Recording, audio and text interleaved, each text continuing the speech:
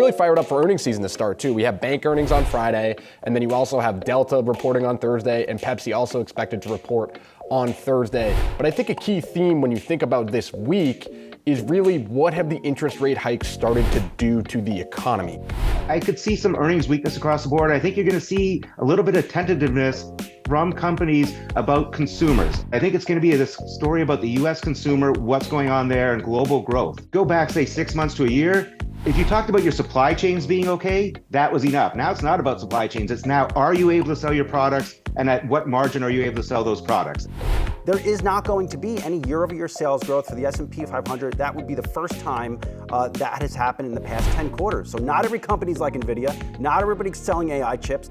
Goldman Sachs is saying now the key areas that investors will be watching for is maintaining margins, trying to push sales for profits, the impact of bank stresses and credit lending, the potential uses of AI, and also the health of the consumer, how much the consumer is willing to spend.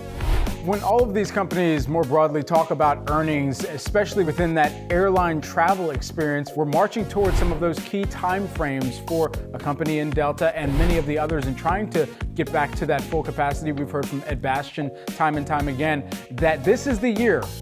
If we look at big banks and even the broader financial sector, they haven't really participated as much in the year-to-date rally, with earnings kind of expectations already being low. It's a sector we like. It's a sector we've been overweight most of the year. I think it's going to be, not bank's finest hour in terms of earnings this quarter. Clearly, the higher rate environment that was very helpful in 2022 for net interest margins is having a detrimental effect now. You've got slowing loan growth, just less demand as you have much higher interest rates here, and that's the intended effect of the Federal Reserve.